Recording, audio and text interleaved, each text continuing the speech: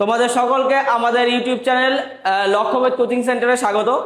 আমরা আজকে কি করব, এএলপি 2026 সিবিটি 1 13 তারিখের ফার্স্ট শিফটে আসা কোশ্চেন সলভ করব।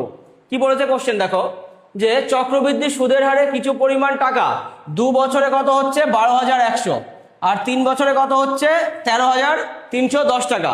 তাহলে আমাকে বের করতে বলেছে কি, যে সুদের হার, বার্ষিক সুদের হার কত সেটা নির্ণয় করতে বলেছে। এই ধরনের আমরা কি করি বলতো, রেশিও মেথডে সলভ করি। এই ধরনের অঙ্ক কি করব দেখো, 12,100 আছে, রেশিও কত বলেছে 13,310। আমি কমন টার্মগুলো, রেশিও থেকে কমন টার্ম কেটে যাই, তাহলে আমরা কাটিয়ে দিই। 11 দিয়ে কাটলে এটা কত হচ্ছে বলো তো 110, 11 দিয়ে কাটলে এটা কত হচ্ছে বলো তো 121, আবারও কাটছে 11 দিয়ে, এটা 10, এটা কত হচ্ছে 11। 10 থেকে 11 কত পরিমাণ বেড়েছে বলো, 1 বেড়েছে। কার রেসপেক্টে বেড়েছে, 10-এর রেসপেক্টে বেড়েছে। তা 1/10 মানে হচ্ছে তোমার ফ্র্যাকশনে 1/10 মানে পার্সেন্টেজে কত হয় বলো তো 10%। তাহলে আমার এই 10%টা কি হলো বলো তো, বার্ষিক সুদের হার কত হচ্ছে 10%। এটাই আমাদের আনসার। তোমরা যদি এই কেন এটা 1/10 কে 10% করে দিলাম, কিভাবে করলাম, আরো ডিটেলসে জানতে চাও, আমাদের অফলাইন ব্যাচে যুক্ত হতে পারো।